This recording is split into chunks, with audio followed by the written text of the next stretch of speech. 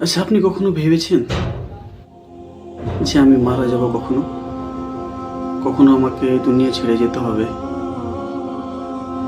কখনো আমাকে এই দুনিয়াতে আর থাকবো না আমি, আমাকে ছেড়ে যেতে হবে।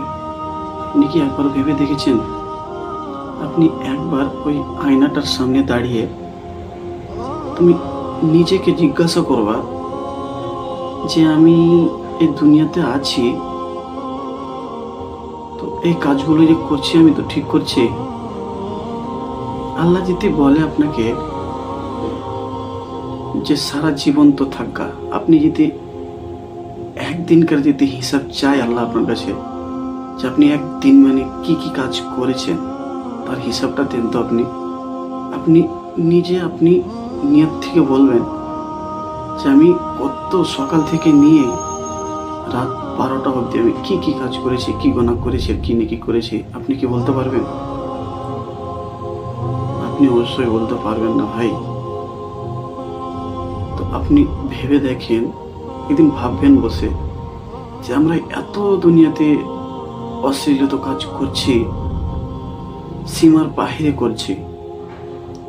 যখন মারা যাব, আপনি জানেন আমিও জানি একদিন মারা যেতে হবে। মারা গেলে আল্লাহকে হিসাবটা আল্লাহর সামনে দিতে হবে আমাকে। আপনি ভেবে দেখেন, আমার আল্লাহ যখন আপনাকে বলবে যে আচ্ছা ওই দুনিয়াতে যেতে আমাকে পাঠাচ্ছিলাম, তো আপনি আমার জন্য কি করেছেন, কি নিয়ে এসছেন দেখান।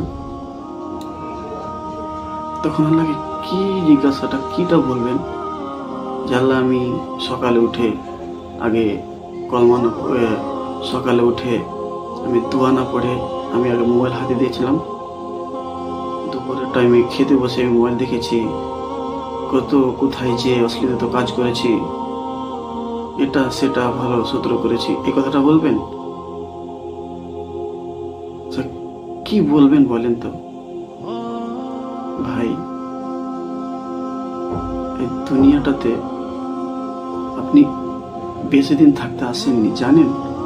এই দুনিয়া আল্লাহ নবী সাল্লাল্লাহু আলাইহি ওয়াসাল্লাম বলেছেন যে